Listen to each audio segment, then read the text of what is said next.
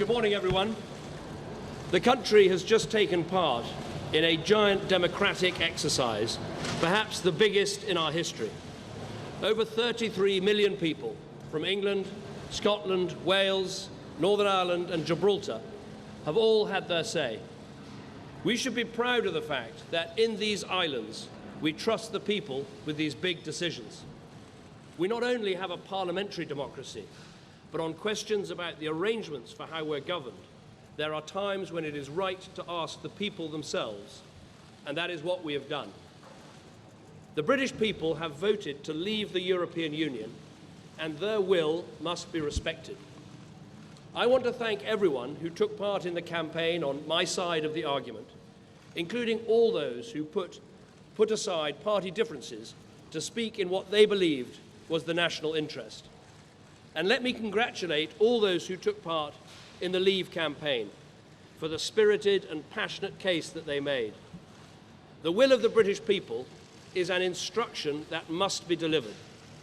It was not a decision that was taken lightly, not least because so many things were said by so many different organisations about the significance of this decision. So there can be no doubt about the result. Across the world, people have been watching the choice that Britain has made. I would reassure those markets and investors that Britain's economy is fundamentally strong. And I would also reassure Brits living in European countries and European citizens living here that there will be no immediate changes in your circumstances.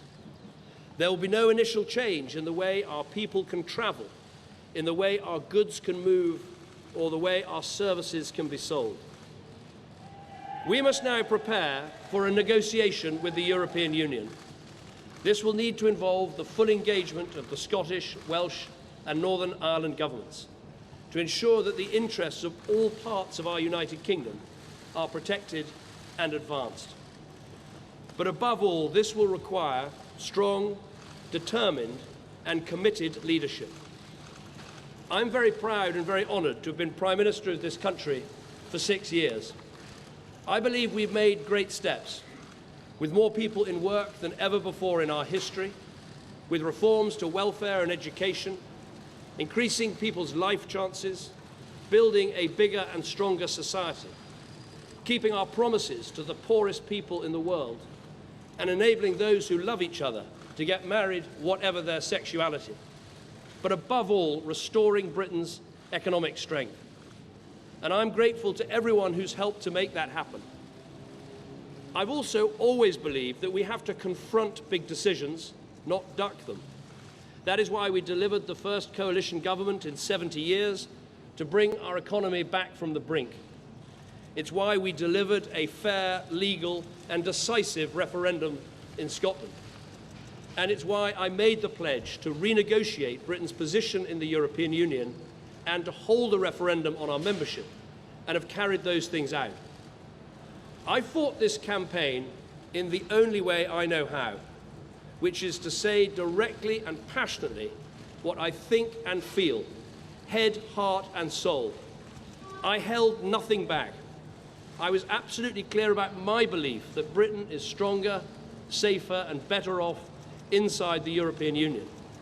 And I made clear the referendum was about this and this alone, not the future of any single politician, including myself. But the British people have made a very clear decision to take a different path. And as such, I think the country requires fresh leadership to take it in this direction. I will do everything I can as Prime Minister to steady the ship over the coming weeks and months. But I do not think it would be right for me to try to be the captain that steers our country to its next destination. This is not a decision I've taken lightly, but I do believe it's in the national interest to have a period of stability and then the new leadership required.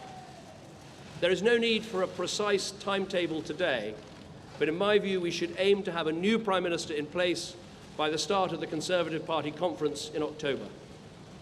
Delivering stability will be important, and I will continue in post as Prime Minister with my Cabinet for the next 3 months. The Cabinet will meet on Monday,